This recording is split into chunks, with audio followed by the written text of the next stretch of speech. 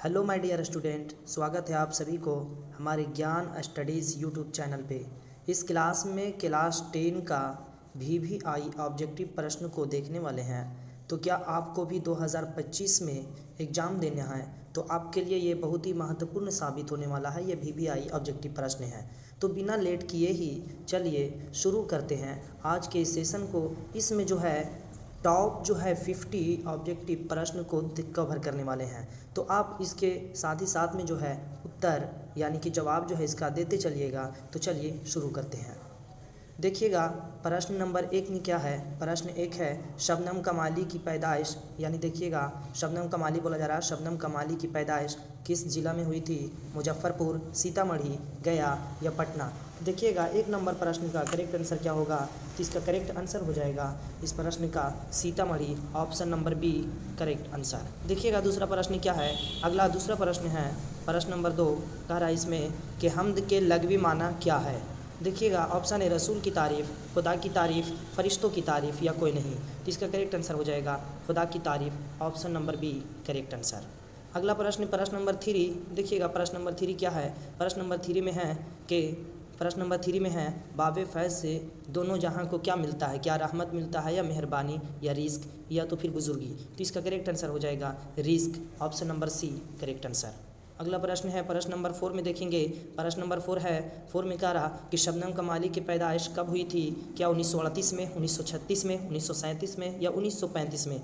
देखिएगा प्रश्न नंबर 4 का करेक्ट आंसर क्या होगा? तो 4 का करेक्ट आंसर हो जाएगा ऑप्शन नंबर ए यानी कि 1938 करेक्ट आंसर। अगला प्रश्न को देखेंगे प्रश्न नंबर 5। प्रश्न नंबर 5 में कह रहा कि यानी कि शबनम कमाली का असल नाम क्या है? क्या अहमद रज़ा है, हसन रज़ा, मुस्तफ़ा रज़ा या कोई नहीं। देखिएगा इसका करेक्ट आंसर क्या होगा। तो शबनम कमाली का जो असल नाम है वो है मुस्तफ़ा रज़ा, यानी ऑप्शन नंबर सी प्रश्न नंबर 5 का करेक्ट आंसर ऑप्शन सी हो जाएंगे। देखिएगा प्रश्न नंबर 6 में क्या है। प्रश्न नंबर 6 में कहा जा रहा कि हम्द खुदाए अज़्वजल किसने लिखी है? तो शौक लखनवी ने या मुस्तफ़ा रज़ा या निदा फाज़ली या जगन्नाथ आज़ाद। तो देखिएगा ये प्रश्न नंबर 6 का correct answer option number B Mustafa Raza हो जाएंगे, क्योंकि मुस्तफ़ा रज़ा जो है ना इन्हीं का नाम शबनम कमाली है। ये शबनम जो है ना तखल्लुस, और अगर पूछा जाए कि हम्द खुदाए अज़्वजल के तखल्लुस कौन है तो बोलेंगे शबनम कमाली, और शबनम कमाली का ही असल नाम है मुस्तफ़ा रज़ा। इसलिए हम्द खुदाए अज़्वजल के जो है किसने लिखी है? तो Mustafa Raza correct answer option number B. देखिएगा अगला प्रश्न क्या है। प्रश्न आगे की ओर चलते हैं। देखिएगा अगला प्रश्न नंबर 7 क्या है। नज़्म हम्द में किसकी तारीफ़ की जाती है? नज़्म में और हम्द में किसकी तारीफ़ की जाती है? खुदा की, रसूल की, औलिया की या बादशाह की। तो देखिएगा हम्द में खुदा की करते हैं और नज़्म में भी खुदा की। तो करेक्ट आंसर ऑप्शन नंबर ए यानी खुदा की करेक्ट आंसर ऑप्शन नंबर ए हो जाएंगे। देखिएगा अगला प्रश्न क्या है। प्रश्न नंबर 8 में देखेंगे। प्रश्न 8 शबनम बेनवा का क्या मतलब है? शबनम की आवाज़, शबनम की ख्वाहिश या शबनम की खामोशी या शबनम की तरक्की। तो इसका जो है आप लोग दोस्तों इसका जवाब जो है जल्दी से देने का कोशिश करें। देखिएगा प्रश्न नंबर 18 ये प्रश्न नंबर 8 का करेक्ट आंसर हो जाएंगे क्या? तो इसका करेक्ट आंसर हो जाएंगे ऑप्शन नंबर यानी कि शबनम की खामोशी, option number C correct answer, option C correct answer हो जाएंगे। अगला प्रश्न नंबर 9 में देखेंगे। प्रश्न नंबर 9 में क्या कह रहा है। कह रहा कि सबकी मौत हयात का ख्याल कौन करता है? फरिश्ता करता है या मौला या बादशाह या प्यारे नबी करते हैं। तो देखिएगा इसका करेक्ट आंसर हो जाएंगे मौला, option number B correct answer. अगला प्रश्न है प्रश्न नंबर 10 हम्द का मुतरादुफ क्या होगा? यानी मुतरादुफ यानी कि उल्टा देखेंगे अगर कि हम्द का यानी कि हम्द का मुतरादुफ क्या होगा। तो यानी मुतरादुफ का मतलब याद रखेंगे। मुतरादुफ का मतलब होता है कि हम्द बोलते हैं, हम्द में खुदा की तारीफ़, और हम्द के जगह पर जो है ना और भी क्या हम बोल सकते हैं। तो नात होगा या सना होगा या अकीदत या बंदगी। तो देखिएगा ऑप्शन नंबर बी यानी कि सना करेक्ट आंसर हो जाएंगे, क्योंकि जो है ना हम्द में खुदा की तारीफ़ और सना जो है ना यानी कि खुदा की पाकी बयान करना होता है, इसलिए option number B correct answer प्रश्न नंबर 10 का हो जाएंगे। देखिएगा अगला प्रश्न की ओर चलते हैं। प्रश्न नंबर 11। प्रश्न नंबर 11 है इंसान की यानी प्रश्न नंबर 11 में है इंसान की मुश्किलों का हल कौन करता है? क्या फरिश्ते करते हैं या पैगंबर करते हैं या बुजुर्गान दिन करते हैं या अल्लाह ताला करते हैं। तो याद रखेंगे इसका जो है ना करेक्ट आंसर क्या होगा। Correct answer option number D हो जाएंगे, क्योंकि इंसान के मुश्किलों का हल खुदा के सिवा कोई नहीं कर सकता है। अगला प्रश्न की ओर चलते हैं। देखिएगा मेरे भाई प्रश्न नंबर 12 में क्या है। प्रश्न नंबर 12 रुकैया भाभी का अख्तर से क्या रिश्ता था? देवर का था, भाई का था या चचा का या वालिद का था। तो याद रखेंगे रुकैया भाभी का जो है ना ये अख्तर जो है ना रिश्ते में देवर लगते थे। तो प्रश्न ए करेक्ट आंसर हो जाएंगे। प्रश्न नंबर 40 में है कि यानी कि अख्तर किस लड़की से शादी करना चाहता था?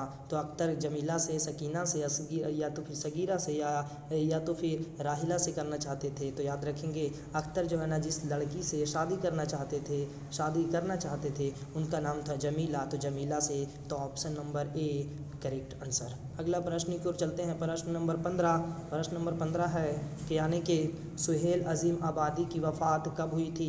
क्या 1980, 1981, 1982, 1983?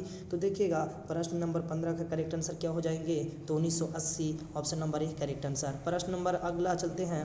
प्रश्न नंबर जो है ना आगे चलते हैं अगले 16 प्रश्न नंबर 16 की ओर चलते हैं। देखिएगा ये प्रश्न 16 है, याद रखिएगा दोस्त। देखिएगा प्रश्न 16 में क्या कह रहा है कि सुहेल अजीम आबादी की पैदाइश कहाँ हुई थी? क्या पटना में, नवादा में, या गया में, या जहानाबाद में हुए थे? तो याद रखेंगे सुहेल अजीम आबादी की पैदाइश ये जो है ना पटना में हुआ था। तो ए करेक्ट आंसर हो जाएंगे पटना। याद रखिएगा, इसको नोट डाउन करते हुए चलिए।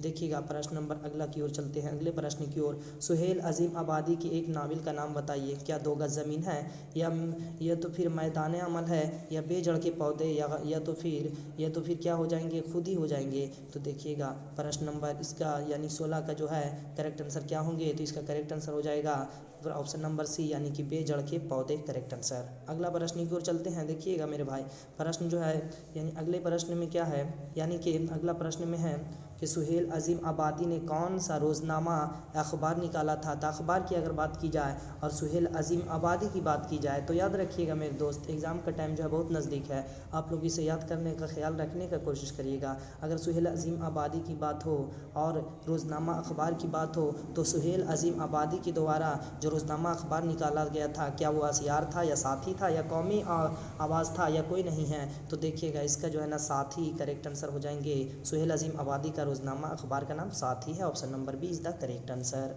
अगला प्रश्न की ओर चलते हैं। देखिएगा प्रश्न नंबर 18 क्या है?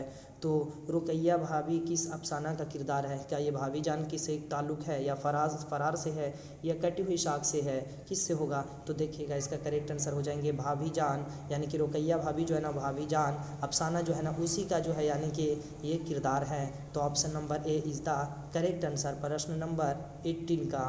अगला प्रश्न की ओर चलते हैं। देखिएगा प्रश्न नंबर 19 यानी 19 में क्या बोल रहा? सुहेल अजीम आबादी के बचपन का क्या नाम था? मुजीबुर रहमान, अजीमुर रहमान, कलीमुर रहमान, या हबीबुर रहमान? तो इसका correct answer Suhail Azimabadi का Mujibur Rahman, option number A correct answer. प्रश्न जो है ना आगे चलते हैं प्रश्न नंबर 20 की ओर। सुहेल अजीम आबादी यानी क्या बोल रहा कि सुहेल अजीम आबादी की पैदाइश कब हुई थी? 1911, 1910, 1912, 1913? तो बतलाइएगा इसका जो है ना जल्दी से आप जो है प्रश्न नंबर 20 का आंसर बतलाएं। तो सुहेल अजीम आबादी का जन्म जो 1911 में, option number A correct answer हो जाएंगे। अगला प्रश्न की ओर चलते हैं। प्रश्न नंबर 21 में क्या बोल रहा है? कह रहा कि सुहेल अजीम आबादी के पहले अफसानवी मजमूआ का नाम क्या है? क्या डायन है, या चार चेहरे, या दर्पण, या सभी होगा? तो इसका करेक्ट आंसर हो जाएंगे चार चेहरे, option number B is the correct answer. अगला प्रश्न की ओर चलते हैं। प्रश्न में क्या बोला जा रहा है? कह रहा कि रुकैया भाभी को कॉलेज में माहाना तनख्वाह जो है ना कितना मिला करता था? तो देखिएगा मेरे भाई ऑप्शन नंबर ए में दिया हुआ है कितना, तो ऑप्शन नंबर ए में है यानी कि कितना मिलता था। तो देखेंगे कि अब रुकैया भाभी को जो महीना तनख्वाह कितना मिलता था, क्या 50 रुपया मिला करता था, या 400 रुपया, या 500 रुपया, या 80 रुपया मिला करता था? तो इसका करेक्ट आंसर हो जाएंगे इसका 400 रुपया जो है महीना तनख्वाह में मिला करते थे।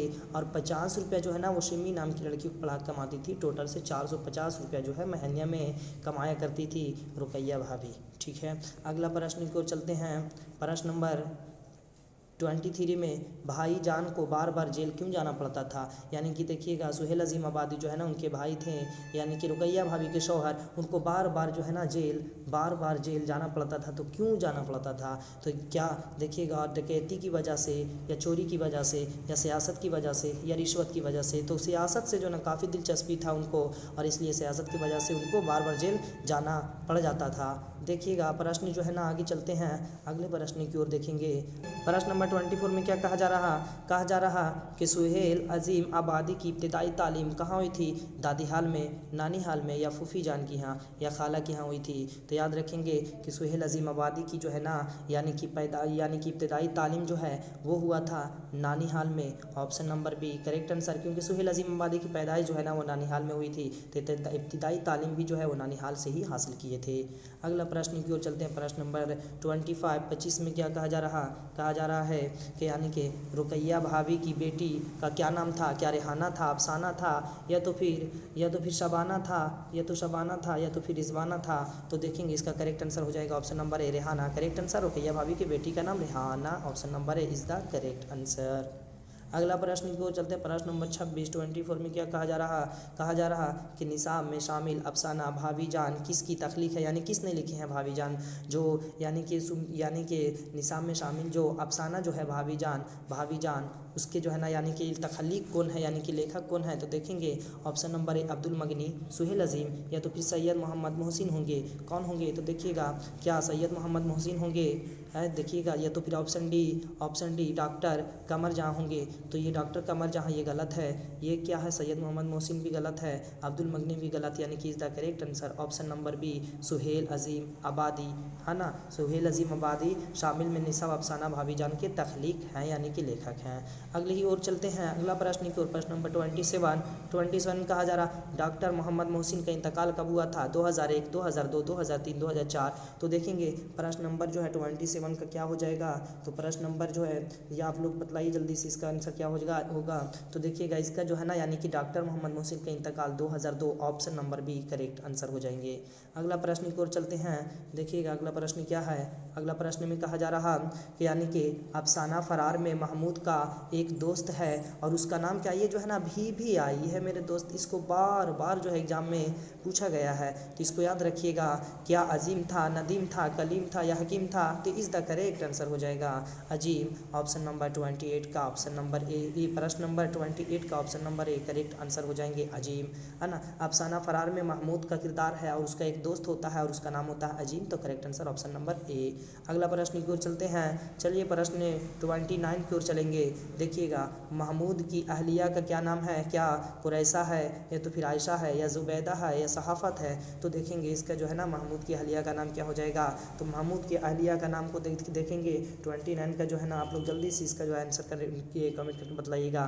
तो देखिएगा इसका जो है 29 नंबर प्रश्न का correct answer option number C यानी कि जुबैदा करेक्ट आंसर हो जाएंगे।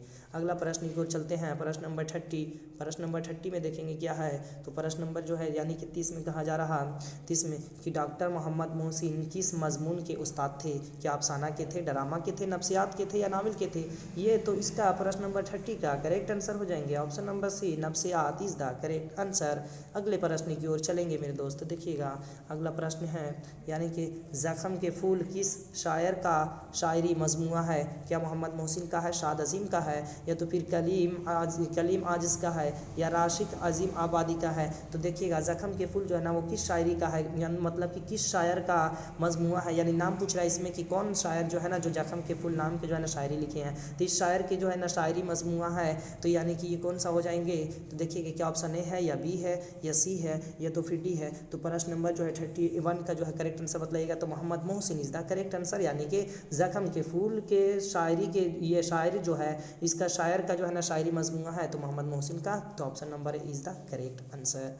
अगला प्रश्न की ओर चलेंगे। प्रश्न नंबर 32 फरार किसका सनब से ताल्लुक़ है? क्या अफसाना से है, ड्रामा से है, नाविल से है, या मकाला से है? तो देखिएगा फरार जो है ना किस से है? क्या अफसाना है, या ड्रामा है, या नाविल है, या मकाला है? तो देखेंगे 32 का करेक्ट आंसर क्या हो जाएगा? तो फरार जो है ना ये पार्ट की विधा है अफसाना, तो is the option number A is the correct answer. अगला प्रश्न की ओर चलते हैं। अगला प्रश्न की ओर कि फ़रार किसका अफसाना है, यानी ये जो अफसाना जो है ना ये फ़रार यानी कि अफसाना है और ये किसके द्वारा लिखा गया है? क्या कमर जहाँ, या तो फिर सुहेल अजीम आबादी, या मोहम्मद मोहसिन, या डॉक्टर अब्दुल मगनी होंगे? तो करेक्ट आंसर क्या हो जाएगा? तो देखेंगे करेक्ट आंसर इसका हो जाएगा यानी कि फ़रार का जो है ना मोहम्मद मोहसिन के द्वारा लिखा गया है, तो option number C Mohammad Mohsin is the correct answer हो जाएंगे। अगले प्रश्न की ओर चलते हैं मेरे दोस्त। अगला प्रश्न में कहा जा रहा है कि डॉक्टर मोहम्मद मोहसिन की पैदाइश किस शहर में हुई थी? क्या उनकी पैदाइश लखनऊ में, पटना में, दिल्ली में, या मुजफ्फरपुर में? तो इसमें से करेक्ट आंसर कौन से हो जाएंगे मेरे दोस्त? देखिएगा प्रश्न नंबर 34 का करेक्ट आंसर क्या हो जाएगा? लखनऊ, पटना, दिल्ली, या मुजफ्फरपुर? तो देखेंगे इसका करेक्ट आंसर हो जाएगा यानी डॉक्टर मोहम्मद मोहसिन की पैदाइश पटना में हुई थी, तो Patna is the option number B correct answer हो जाएंगे। अगले प्रश्न को चलते हैं। प्रश्न नंबर 35 क्या है? देखेंगे इनमें से किस अफसाना निगार का ताल्लुक़ अजीमाबाद से है? है, यानी अजीमाबाद,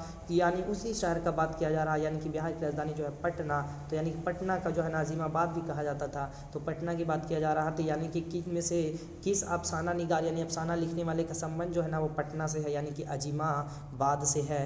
तो देखेंगे क्या प्रेमचंद का है, या बी निगार अजीम का, या सी मोहम्मद मोहसिन, या डी सभी का है। तो देखेंगे 35 नंबर प्रश्न का, यानी कि ये ताल्लुक जो है ना अजीमाबाद से किसी का था, तो वो थे Mohammad Mohsin. Option number C correct answer हो जाएंगे मेरे दोस्त। देखिएगा अगला प्रश्न की ओर चलते हैं। प्रश्न नंबर 36, डॉक्टर मोहम्मद मोहसिन किस यूनिवर्सिटी, यानी कि देखेंगे डॉक्टर मोहम्मद मोहसिन किस यूनिवर्सिटी में प्रोफेसर थे। तो क्या ऑप्शन नंबर ए हो गए Magadh university, Patna university, Nalanda university, या दिल्ली यूनिवर्सिटी। तो देखेंगे यानी क्या हो जाएगा, इसका करेक्ट आंसर क्या होंगे। प्रश्न को फिर से एक बार देख लीजिए। डॉक्टर मोहम्मद मोहसिन किस यूनिवर्सिटी में प्रोफेसर थे, Magadh university, Patna university, Nalanda university, या दिल्ली यूनिवर्सिटी। तो करेक्ट आंसर हो जाएंगे डॉक्टर मोहम्मद मोहसिन। डॉक्टर मोहम्मद मोहसिन किस यूनिवर्सिटी में, इसका करेक्ट आंसर हो जाएंगे, यानी कि करेक्ट आंसर क्या होगा, तो पटना यूनिवर्सिटी। ठीक है, क्योंकि इनका संबंध पटना से था, अजीमाबाद से था, तो पटना यूनिवर्सिटी से इनका संबंध हो जाएंगे। Option number B correct answer. देखिएगा आगे प्रश्न की ओर चलते हैं। प्रश्न नंबर 37 क्या है, देखेंगे 31 कहा जा रहा कि डॉक्टर मोहम्मद मोहसिन किस मौजू पर मुहारत रखते थे, तारीख़, अदब, नफ्सियात, सहाफ़त। तो देखेंगे इसका करेक्ट आंसर क्या हो जाएगा, तो करेक्ट आंसर क्या हो जाएंगे। तो प्रश्न नंबर 37 का correct answer option number C Nafsiyat is the correct answer. अगला प्रश्न की ओर चलते हैं। प्रश्न आगे देखेंगे, फरार किसका अफसाना है, क्या कमर जहाँ का है, सुहेल अजीमाबादी का है, डॉक्टर मोहम्मद मोहसिन का है, या डॉक्टर अब्दुल मगनी का है। तो doctor Mohammad Mohsin option number C correct answer हो जाएंगे। अगला प्रश्न की ओर चलते हैं। प्रश्न नंबर 39, डॉक्टर मोहम्मद मोहसिन की पैदाइश कब हुई थी, 1908, 1909, 1910, 1911। तो देखेंगे इसका करेक्ट आंसर क्या हो जाएगा, तो यानी कि 1910 ईस्वी में जो है डॉक्टर मोहम्मद मोहसिन की पैदाइश होती है। ठीक है, डॉक्टर मोहम्मद मोहसिन की पैदाइश होती है पटना में। पूछा जाए कहाँ पैदा हुए थे, तो पटना में जो है यानी कि इनका जन्म हुआ, तो पैदाइश हुआ था, याद रखेंगे। और कब हुआ था, तो 1910 में हुआ था, याद रखेंगे डॉक्टर मोहम्मद मोहसिन। अब ऑप्शन नंबर सी इसका प्रश्न नंबर 39 का option number C correct answer हो जाएंगे। अगला प्रश्न 40 की ओर चलते हैं। देखिएगा प्रश्न नंबर 40 में देखेंगे, प्रश्न नंबर 40 में कह रहा है कमर जहाँ का ताल्लुक बिहार के किस जिला से है, या दरभंगा से है, समस्तीपुर से है, या मुजफ्फरपुर से है, या तो फिर गया से है। तो देखेंगे प्रश्न नंबर 40 का करेक्ट आंसर क्या हो जाएगा मेरे भाई। देखिएगा प्रश्न नंबर 40 का करेक्ट आंसर हो जाएगा ऑप्शन नंबर बी, यानी कि समस्तीपुर। कमर जहाँ का ताल्लुक समस्तीपुर, बिहार के समस्तीपुर जिला से ताल्लुक किनका था, तो कमर जहाँ का ताल्लुक है। तो याद रखेंगे, तो इसका जो है ना करेक्ट आंसर क्या हो जाएगा, ऑप्शन नंबर बी हो जाएंगे करेक्ट आंसर। अगला प्रश्न की ओर चलते हैं। देखेंगे अगले प्रश्न में, यानी कि कमर जहाँ की पैदाइश कब हुई थी, तो 1950 से 51, या 51 से 52, या तो फिर 1952 से 53, या 1953 से 54। तो इनका जो है ना जन्म जो है ना 1951 से 52 में कब हुआ था, तो यानी कि 1951 से 52 में। तो इसका जो है ना प्रश्न नंबर 41 का करेक्ट आंसर हो जाएंगे। Option number B is the correct answer. और अगर पूछा जाए कमर जहाँ की पैदाइश कहाँ हुई थी, तो वो कहाँ हुई थी, तो समस्तीपुर में। कब हुई थी, तो 1951 से 52 में। तो अगले प्रश्न की ओर चलते हैं। उम्मीद है कि दोस्तों आप लोगों को ये समझ में आ रहा होगा। अगर समझ में आ रहा है तो वीडियो को लाइक कर दें, चैनल पे नए हैं तो सब्सक्राइब कर दें, हमारे चैनल को सब्सक्राइब कर दें, और ताकि जो है आपकी तैयारी में जो है ना 4 चांद लगा दिया जाए, और आप लोग अच्छे से अच्छे नंबर से जो है ना अच्छे नंबर से जो है पास हो सकें। मेरा यही मकसद है मेरे दोस्त। अब चलिए प्रश्न नंबर 42 की ओर चलते हैं। प्रश्न नंबर 42, यानी कि कमर जहाँ की पहली कहानी कौन सी है। कमर जहाँ की पहली कहानी कौन सी हो जाएगी, या तो देखेंगे क्या परमस, या तो फिर जुनून वफा, या जुनून इश्क होगा, या कोई नहीं होगा। तो देखेंगे प्रश्न नंबर 42 का, यानी कि कमर जहाँ की पहली कहानी कौन सी है। देखेंगे इसका करेक्ट आंसर क्या हो जाएगा। तो कमर जहाँ की पहली जो है ना ये जुनून वफा नाम से यानी कि शाये हुआ था, यानी कि प्रकाशित हुआ था। तो प्रश्न नंबर 42 का करेक्ट आंसर क्या हो जाएगा। प्रश्न नंबर 42 का correct answer option number B is the correct answer हो जाएंगे। अगला प्रश्न की ओर चलते हैं मेरे दोस्त। देखिएगा प्रश्न नंबर 43 का रहा कि चारागर किसकी तसनीफ है, क्या सुहेल अजीम, कमर जहाँ, मोहम्मद मोहसिन, या हाली का है। तो यानी is the correct answer option number B Qamar Jahan correct answer. यानी चारागर की बात की जाए तो कमर जहाँ से ताल्लुक है, तो option number B correct answer हो जाएंगे। अगला प्रश्न की ओर चलते हैं 44 की ओर। देखिएगा कमर जहाँ के वालिद का क्या क्या नाम था, क्या इमरान अली या तो फिर सैयद अनवारुल हक, सैयद अताउल हक, सैयद अकबर अली नाम था, क्या हो जाएगा। तो देखेंगे ये कमर जहाँ की जो है ना वालिद का नाम को देखेंगे तो कमर जहाँ का वालिद का नाम क्या हो जाएगा। आप लोग जो है जल्दी से इसका कमेंट करके आंसर बतलाएं। प्रश्न नंबर 42 का देखेंगे, प्रश्न नंबर 44 का करेक्ट आंसर क्या हो जाएगा। तो इनका जो है ना यानी कि क्या नाम था, तो यानी सैयद अताउल हक नाम था। तो याद रखेंगे मेरे दोस्त, प्रश्न नंबर 44 का, प्रश्न नंबर 44 का करेक्ट आंसर हो जाएंगे option number C, Syed Ataul Haq. Qamar जहाँ के वालिद का नाम सैयद अताउल हक याद रखेंगे, option number C correct answer. अगला प्रश्न की ओर चलते हैं, प्रश्न नंबर 45 की ओर देखेंगे। प्रश्न नंबर 45 कह रहा कि कमर जहाँ किस यूनिवर्सिटी से एमए किए थे, क्या पटना यूनिवर्सिटी, मगध यूनिवर्सिटी या तो फिर वीर कुंवर सिंह यूनिवर्सिटी या इनमें से कोई नहीं था। तो याद रखेंगे 45 नंबर प्रश्न का करेक्ट आंसर क्या हो जाएगा। तो 45 नंबर प्रश्न का करेक्ट आंसर को देखेंगे तो 45 नंबर प्रश्न का करेक्ट आंसर क्या हो जाएगा। आप लोग जल्दी से इसका कॉमेंट करके बतलाएं मेरे दोस्त। देखिएगा 45 का करेक्ट आंसर पटना यूनिवर्सिटी। तो आप लोग याद रखेंगे, इसे उम्मीद है कि याद रखेंगे। तो 45 नंबर प्रश्न है, कमर जहाँ किस यूनिवर्सिटी से एमए किए, तो पटना यूनिवर्सिटी से एमए किए, तो option number A correct answer हो जाएंगे। ठीक है, चलिए अब जो है ये इस क्लास को यहीं तक के लिए रखते हैं। 45 प्रश्न को जो है इसमें कवर कर चुके हैं। 45 प्रश्न को उम्मीद है कि आप लोगों को ये समझ में आया होगा और इसे जो है ना आप रिवाइज करते रहिएगा। आप इसे 2 बार देखिए, नहीं आता 3 बार देखिए, आपको याद हो जाएगा। और आप जो है ना इस वीडियो को जो है ना देखने से आपको बहुत फ़ायदा मिलने वाले हैं, क्योंकि 2025 के से रिलेटेड इस प्रश्न को बनाया गया है। तो आप लोग इस चैनल पर अगर नए हैं तो सब्सक्राइब कर दें, और अगर वीडियो अच्छे लगे हैं यानी कि क्लास अच्छा लगा तो इसे लाइक कर दें और अपने दोस्तों में शेयर करें, ताकि जो है ना जितने भी लोग को 2025 में मैट्रिक का एग्ज़ाम देना है और उनका भी सब्जेक्ट उर्दू है, तो वो भी जो है ना अपनी तैयारी को बेहतर बना सके और अच्छे से अच्छे मार्क्स से जो है ना यानी कि पास हो सके। तो मिलते हैं अगले क्लास में, तब तक के लिए बाय बाय।